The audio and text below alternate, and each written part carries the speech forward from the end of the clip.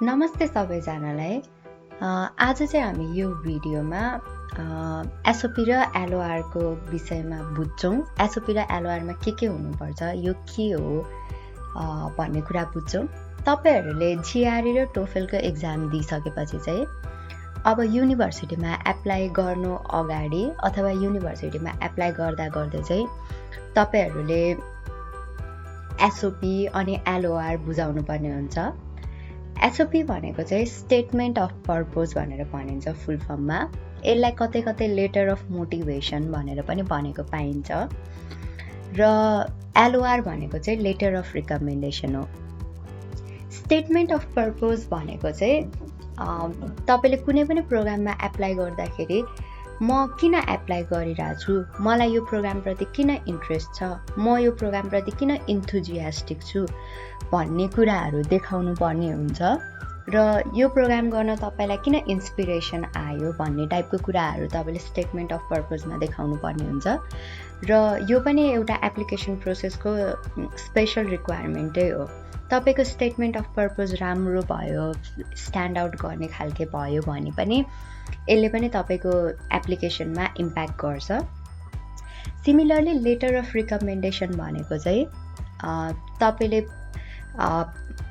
पहिला पढ्नुभएको ठाउँहरू, सपोज अब मास्टर्स र पिएचडीको लागि जानुभएको छ भने ब्याचलर्स गर्नुभएको ठाउँहरू, अनि यदि तपाईँले काहीँ काम गर्नुभएको छ भने तपाईँले एक्सपिरियन्स गेन गरेको ठाउँहरूबाट इन्डिभिजुअल्सहरू जसले तपाईँको विषयमा रिकमेन्ड गर्न सक्नुहुन्छ उहाँहरूले पठाउने लेटर हो। यो एसओपी र एलओआरको एउटा स्पेसिफिक फर्मेट हुन्छ जुन चाहिँ फलो गर्नुपर्ने हुन्छ। लाइक यही स्पेसिफिक भन्दा पनि मोस्ट अफ द केसेसमा त्यही सबैले फलो त्यही नै गरेको पाइन्छ र त्यसलाई राम्रो फर्मेट पनि भनेर भनिन्छ।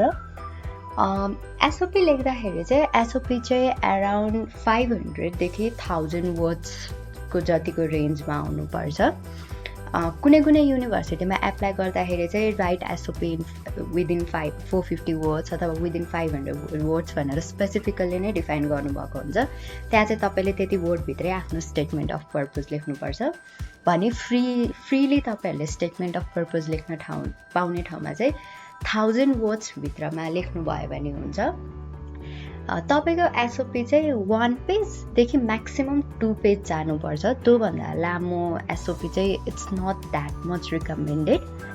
विथ फन्ट साइज चाहिँ 11 अथवा 12। र प्याराग्राफको बिचमा लाइन स्पेसिङ चाहिँ एटलिस्ट 1.5 अथवा 2 जति दिनु हुनलाई सजेस्ट गर्छु म चाहिँ। एन्ड सेन्टेन्स बिचको लाइन स्पेसिङ त्यही 1 अराउन्ड गर्दाखेरि हुन्छ।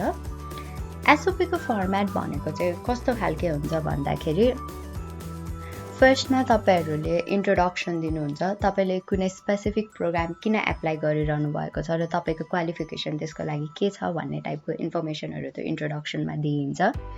त्यसपछि तपाईँले आफ्नो ब्याकग्राउन्डहरू, अहिलेसम्म तपाईँले के नलेज गेन गर्नुभयो, के एक्सपिरियन्स गेन गर्नुभयो र त्यो एक्सपिरियन्स चाहिँ यो प्रोग्रामको लागि कसरी फिट हुन्छ भन्ने किसिमले एउटा भूमिका बाँधेर तपाईँहरूले ब्याकग्राउन्ड प्रिपेयर गर्नुपर्ने हुन्छ। ब्याकग्राउन्ड प्रिपेयर गर्दाखेरि चाहिँ एभ्री स्मल डिटेल चाहिँ राख्नु पर्दैन। तपाईँहरूलाई जुन आफ्नो मेजर कन्ट्रिब्युसन हो अथवा जुन एडमिसन्स कमिटी अथवा डिपार्टमेन्ट अथवा प्रोफेसरले थाहा पाउँदाखेरि राम्रो हुन्छ जस्तो लाग्छ त्यो राख्दाखेरि हुन्छ। र तपाईँहरूको इन्फर्मेसन दिँदाखेरि एउटा फ्लो, मैले ब्याचलर्स पढ्दा यस्तो सिकेँ, यो भयो, आजको दिनसम्म म कसरी यहाँसम्म पुगेँ भन्ने किसिमको एउटा फ्लोमा ब्याकग्राउन्ड बनाउनु भयो भने चाहिँ राम्रो हुन्छ। अर्को कुरा भनेको तपाईँले यो कोर्स किन चुज गर्नुभएको हो भन्ने कुरा पनि एसओपीमा क्लियरली देखिनुपर्ने हुन्छ। यसले तपाईँको करियरमा कसरी फिट गर्छ भन्ने कुरा पनि तपाईँहरूले एसओपीमा मेन्सन गर्नुपर्ने हुन्छ।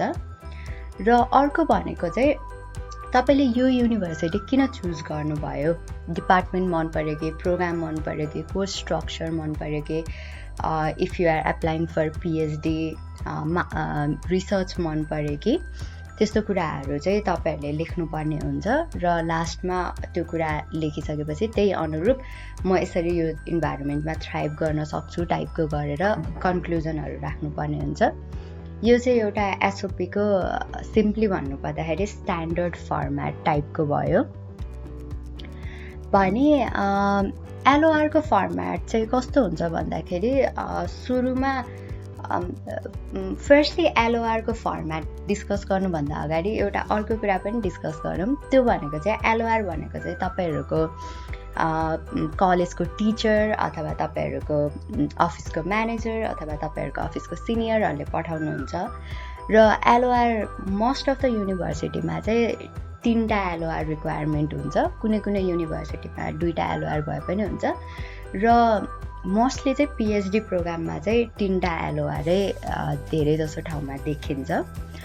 त्यही भएको कारणले गर्दाखेरि आफ्नो टिचर्सहरूलाई चाहिँ पहिल्यै इन्फर्म गरिरहनु, म एलओआर पठाउँदैछु, मेरो एलओआर यसरी पठाइदिनु, तपाईँहरूले पठाउन सक्नुहुन्छ कि हुँदैन भनेर टिचरहरूलाई पहिल्यै भनिरहनु, उहाँहरूलाई रिक्वेस्ट पनि गरिरहनु। उहाँहरूले बिर्सिन पनि सक्नुहुन्छ। यो प्रोसेस स्टार्ट गर्नुभन्दा अलिक अगाडि नै 1 मन्थ त्यस्तो बिफोरै तपाईँहरूले टिचरहरूलाई इन्फर्म गरिरहनु भयो भने चाहिँ उहाँहरूलाई पनि पठाउन सजिलो हुन्छ। नभए लास्ट आवरमा पठाउन लाउनु पऱ्यो भने चाहिँ गाह्रो हुन्छ।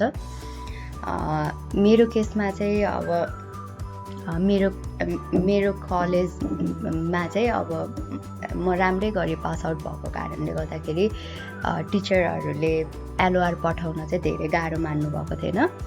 तर सिन्स म नै 3 वर्ष यो प्रोसेसमा लिङ्गर भइसकेँ, त्यही भएर पछिको फेजमा चाहिँ उहाँहरूलाई पनि अलिक गाह्रो हुन थालिसकेको थियो। त्यही भएको कारणले गर्दाखेरि पहिल्यै इन्फर्म गर्नु अनि उहाँहरूलाई रिमाइन्डर गरिरहनु, कलेज गएरै गरिदिनु भन्नुपर्छ भने पनि गर्नु। किनभने यदि तपाईँले 3टा एलओआर मागिरहनु भएको छ भने चाहिँ 2टा चाहिँ एकाडेमिक एलओआर नै सजेस्टेड हुन्छ अनि अर्को चाहिँ तपाईँको वर्क प्लेसको एलओआर सजेस्टेड हुन्छ इफ यु आर वर्किङ। नभए त 3टै तपाईँको एकाडेमिक प्लेसकै एलओआरहरू तपाईँहरूले पठाउनु पर्ने हुन्छ।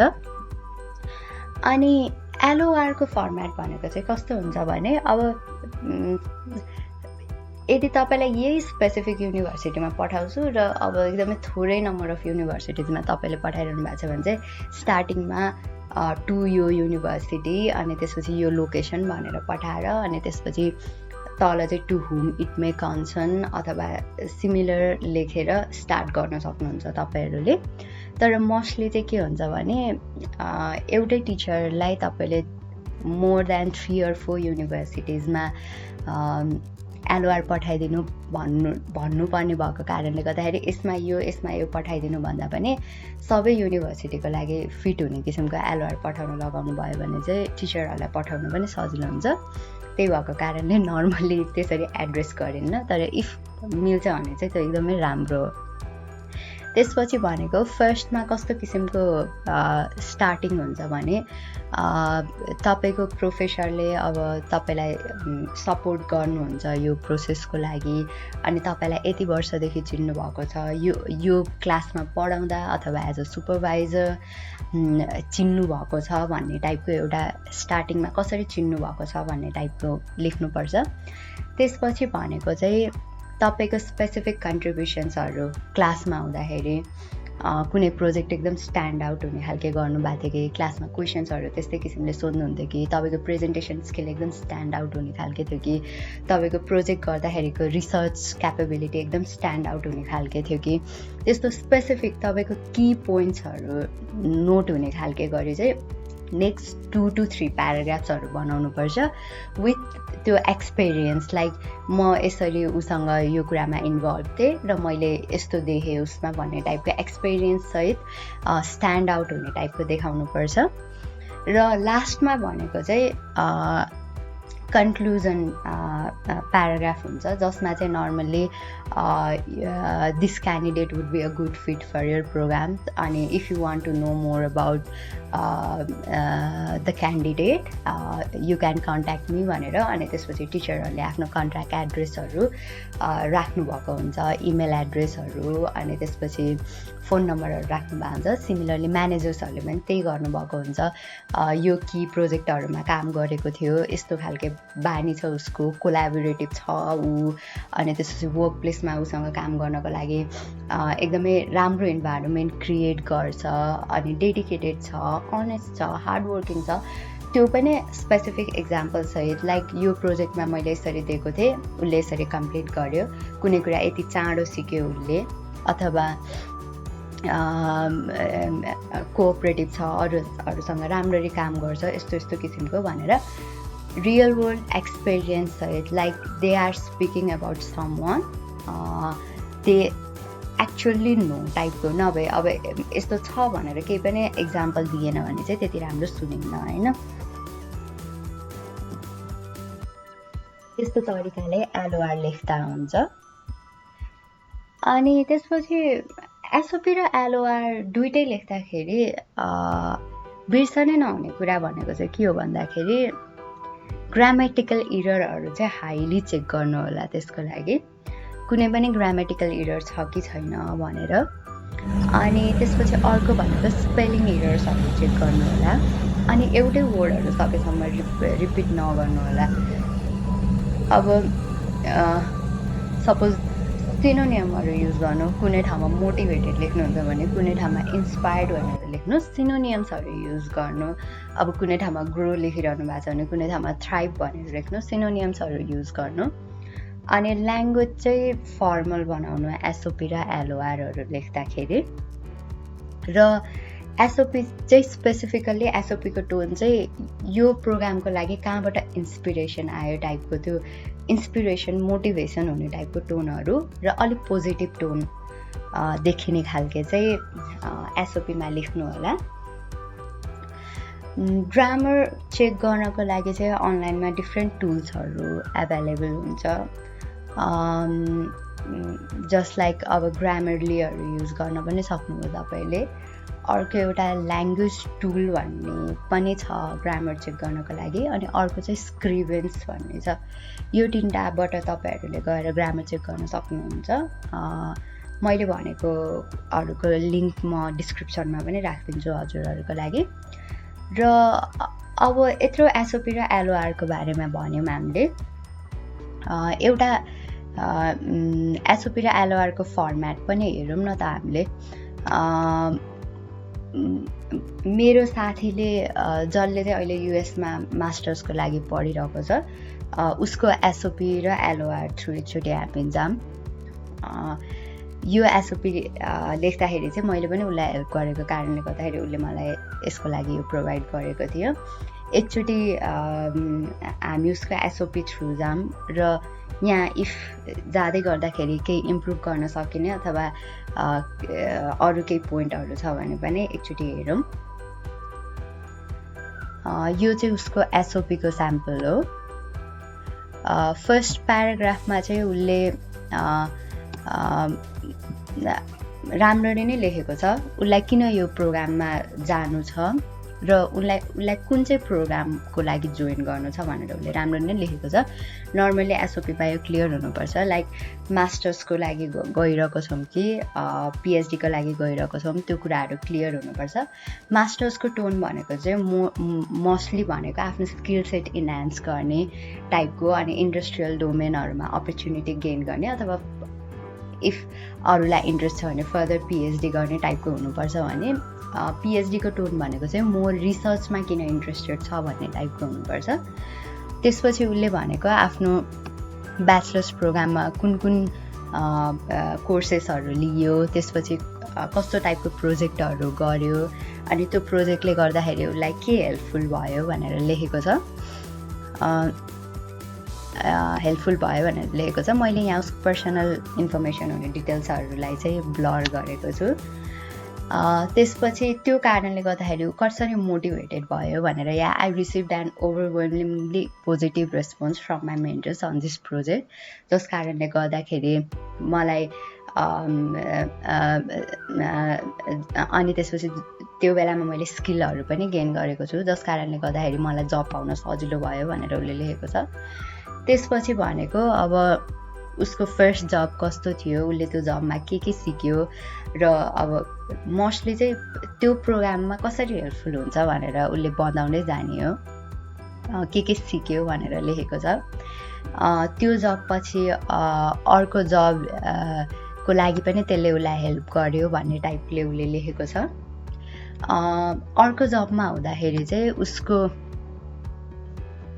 उसको एकदमै कम्पनीमा नोटेबल टाइपको काम के थियो, उसलाई के चाहिँ एकदमै नोटेबल लागेको थियो त्यो उसले मेन्सन गरेको छ। तर यो चाहिँ अलिक कन्फिडेन्सियल भएको कारणले गर्दाखेरि मैले हटाइदिएको छु।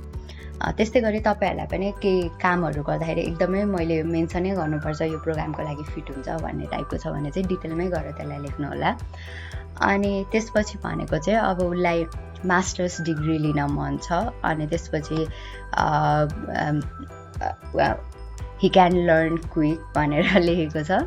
एन्ड आफ्टर द्याट चाहिँ उसले म यसरी यो युनिभर्सिटीमा कोलाबोरेसनको लागि फिट हुन्छु भनेर लेखेको छ। अनि त्यसपछि आफ्नो नाम अनि त्यसपछि ऊ लेखेको छ। यो सिन्सियरली भनेर यो पछाडि लेखे पनि हुन्छ नलेखे पनि हुन्छ, यो अप्सनल हो। अनि मोस्ट अफ दमा चाहिँ यहाँ माथि स्टेटमेन्ट अफ पर्पज भनेर पनि लेखिरहेको हुन्छ। यो चाहिँ अराउन्ड 500 वर्ड्स जतिको एसओपी छ। यहाँ फ्यु थिङ्सहरू चाहिँ मिल्छ, इफ पोसिबल भने एड गर्न पनि मिल्छ। उसले फर्स्ट प्याराग्राफमा चाहिँ अब सफ्टवेयर इन्जिनियरिङ प्रोग्राम यही युनिभर्सिटीमा एप्लाई गर्छु भनेर उसले राम्ररी नै लेखेको छ लेख्न चाहिँ। तर यहाँ चाहिँ अब एकदमै राम्ररी यो प्रोग्रामले मलाई कसरी हेल्प गर्छ भन्ने टाइपको चाहिँ अलिकति कम हो कि जस्तो लाग्यो मलाई चाहिँ यो पुरै हेर्दाखेरि। र यदि मिल्छ भने चाहिँ यो डिपार्टमेन्टमा गएर यो कुराहरू हेरेको थिएँ।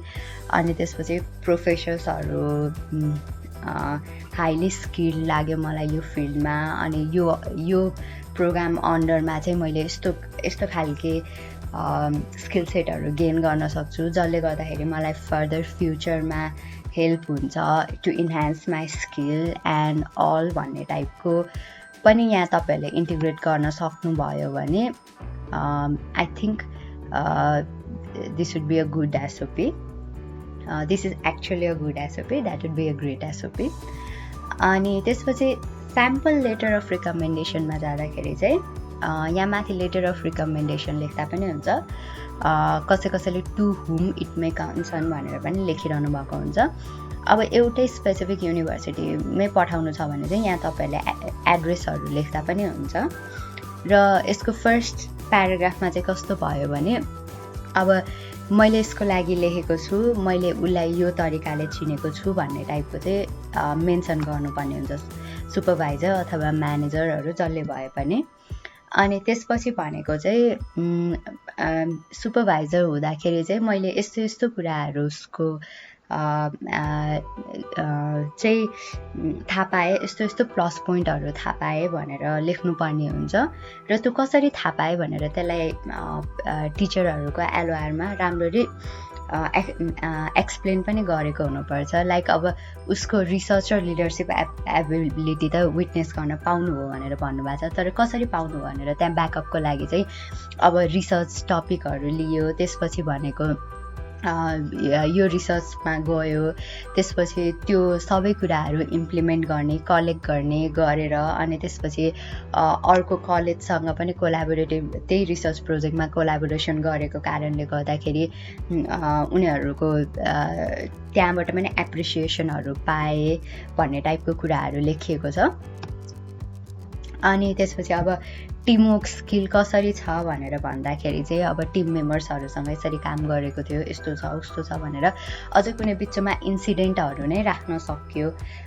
कुनै कुराहरू गर्दाखेरि टिम मेम्बरहरू चाहिँ अलिक पछाडि परेको थिए अथवा टिम मेम्बरहरूले त्यति सजिलै ग्राप्स गर्न नसक्ने टपिकहरू थियो भने पनि सबैलाई कोलाबोरेटिभ तरिकाले लिएर गइरहेको हुन्थ्यो।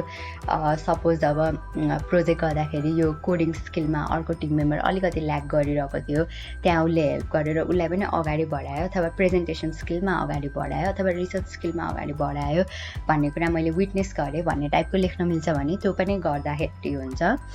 अनि त्यसपछि अर्को प्याराग्राफमा भनेको अब प्रिपेयर कसरी गरेको छ आफूलाई भन्ने टाइपको भयो। र लास्टमा भनेको चाहिँ यो सबै कुराहरूबाट थाहा भएर चाहिँ ऊ पोटेन्सियल क्यान्डिडेट हो यो स्टडीको लागि भन्ने टाइपको गरेर अनि त्यसपछि यो भयो। अनि लास्टमा भनेको चाहिँ please feel free to contact me for any information regarding हिङ भनेको छ। अनि यहाँ तल चाहिँ अहिले केही पनि लेखिएको छैन, तर यहाँ भनेको सिन्सियरली अनि त्यसपछि स्पेसिफिक टिचरहरूको नाम अनि त्यसपछि कन्ट्याक्ट एड्रेस अनि त्यसपछि इमेल जहाँ कन्ट्याक्ट गर्न सकिन्छ त्योहरू चाहिँ राख्नु सजेस्ट गरिन्छ। र